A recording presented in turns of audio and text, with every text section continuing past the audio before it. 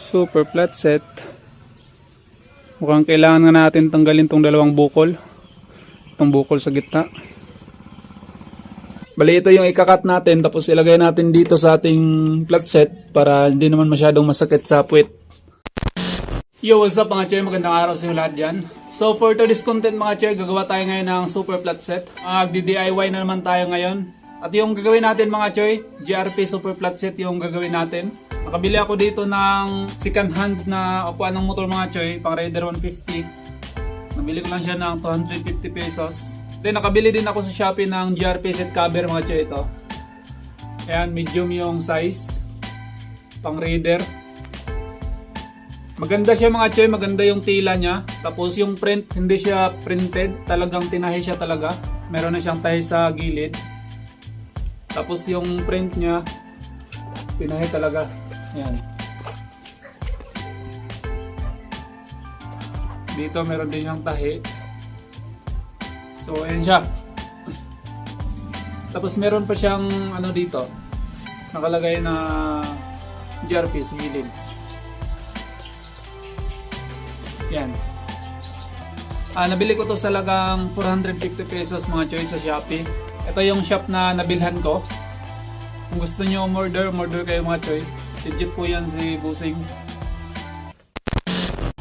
So yun mga choy, ang unang gawin natin dito, syempre tanggalin muna natin itong cover.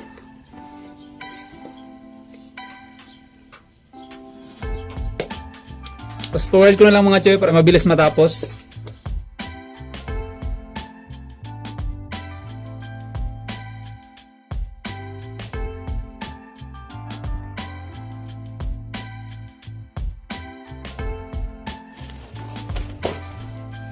Ang pangit ng pum. Nalusaw pala yung pum. Nilagyan pala ng pangdikit.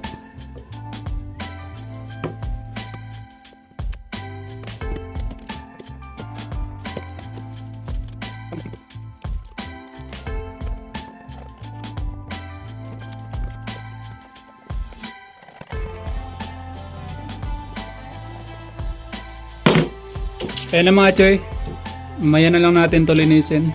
Second step natin mga choy, kunan na natin tong gilid.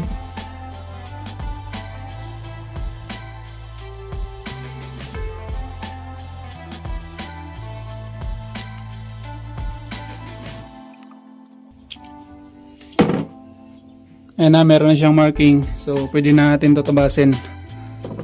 Sa pagtabas mga choy, meron ako ditong porting tools. Pero kung wala kayong ganito mga choy, pwede naman lagaring bakal.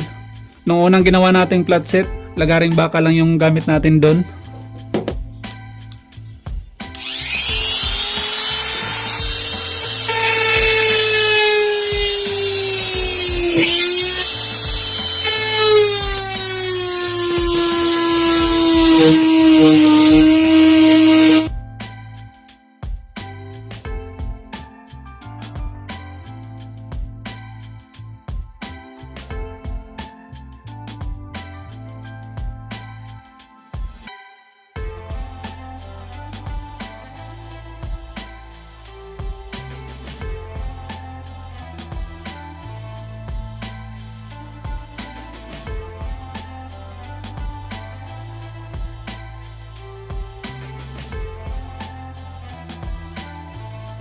So ayun mga choy, natanggal na natin yung sa gilid.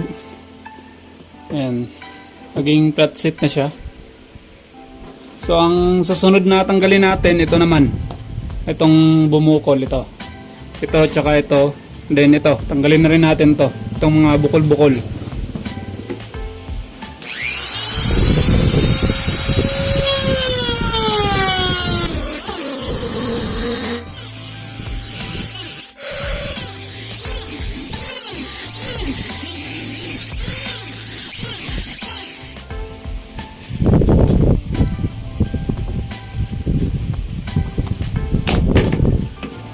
So ayan na siya. Sobrang nipis na. Ayos. Kunin pa ba natin do? Or ganito na lang?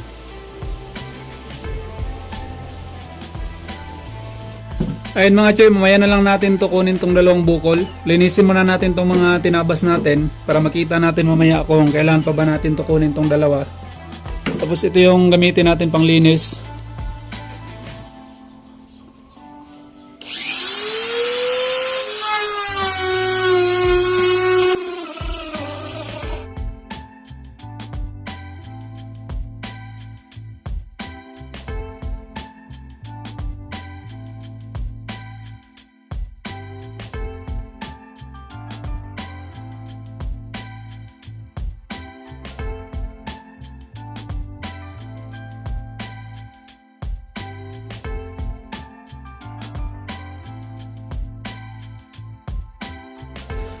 At ayan mga choy, tapos na.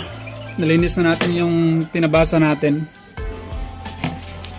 Super flat set. Mukhang kailangan nga natin tanggalin tong dalawang bukol. Itong bukol sa gitna. Bubukol kasi siya. Yan. Halata kasi yung bukol. So ayan mga choy, tinanggal ko na yung dalawang bukol. Ito na siya. Ayan, wala ng bukol. Tanggal na yung sis. So ang next step naman natin ngayon mga choy, magkakating tayo nitong gawin nating pum. Ano ba tawag dito? Bali ito yung ikakat natin, tapos ilagay natin dito sa ating flat set para hindi naman masyadong masakit sa puwit. Ayan, manipis lang to. Mas maganda mga choy yung ganito na malaki para isahan na lang, hindi na tayo magdudugtong. Pero kung wala, okay naman tong ganito. So kailangan natin ng tatlo para malagyan natin tong buong flat set natin. Ito lang kailangan natin, cutter, tsaka ballpen. Yan, dugtong na natin sila. Ganyan. Ayan.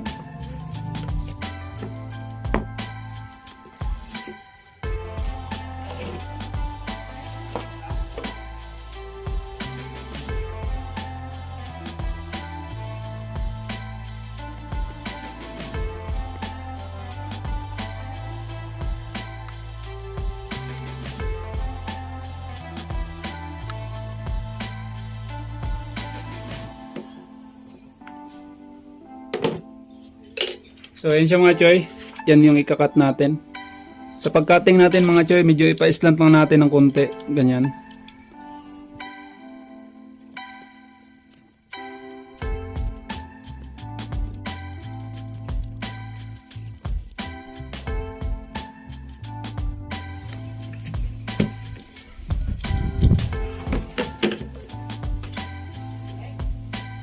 Ayos. Right, for the views.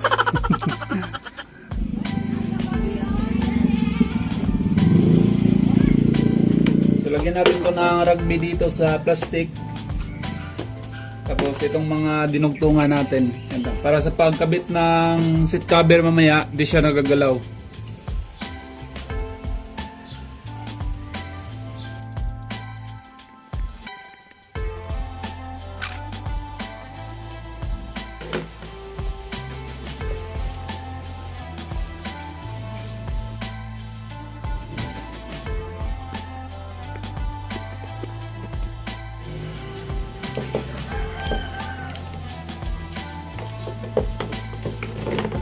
Itong mga gusot-gusot mga choy, lagyan muna natin to ng ito, ganito rin.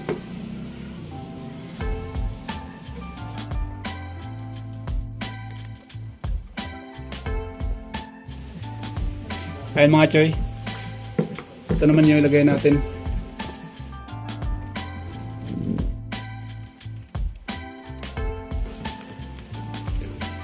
Ayos. Ayan. Pumi pa rin siya mga choy, hindi pa rin siya masyadong masakit sa puwet kasi itong pum na to medyo may katigasan, hindi siya yung ordinary yung pum. Hindi kasi ito pum, ewan ko kung anong tawag dito. Flat set Lodi. So yun mga choy, pakabit muna natin tong seat cover.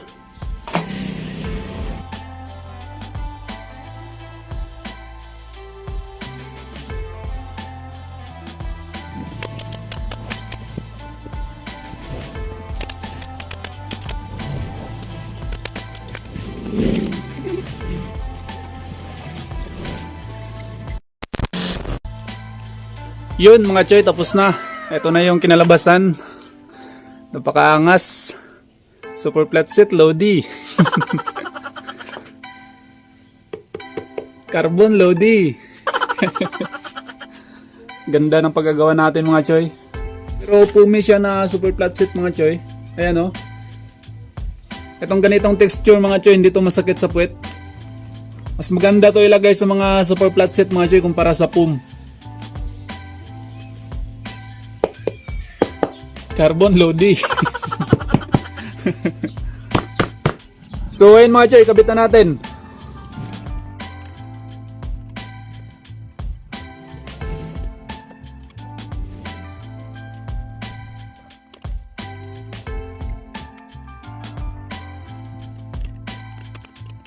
Itong matulis mga choy, kailangan natin to putulan para hindi siya bubukol dun sa flat set natin.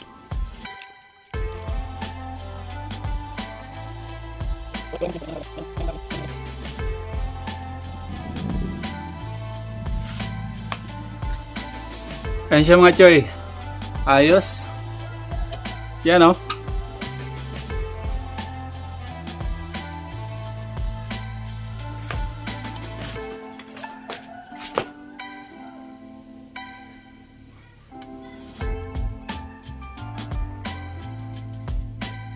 So yun mga choy, shoutout muna tayo pagkatapos imumontage natin. What's up? So yun mga choy, shoutout ka pala kay Christian Jumare Quemson from Dingras, Ilocos Norte. Shoutout din kay GT Birami. Shoutout kay Brex Pinaridondo. Shoutout din kay Charles Pyesa from Isabela. Shoutout kay Mark Ryan Sumalbag from Isabela. Shoutout din kay Rica Cramagilimo. Shoutout kay Raven Sincero from Cebu. Shoutout kay John Agnes from Cagayan, Luzon. Shoutout din kay YoooOW Vlogs. Shoutout kay Jerome Charles Ferrer. Shoutout din kay Travis Barker from Talisay, Cebu. Shoutout din kay Kenrod Pajarito. Shoutout kay Journal Hanaw. Shoutout din kay Ivan and Irish Riote from R150 All-Star Nation Calalamba-Min Laguna Chapter. Shoutout sa lahat yung mga choy, ride safe sa lahat. Shoutout kay Busi. Shoutout kay Munmun Official. Shoutout kay Mark Cadenas from Buayan, Kumasalan, Sumbonga, Sibugay. Shoutout sa iyo choy.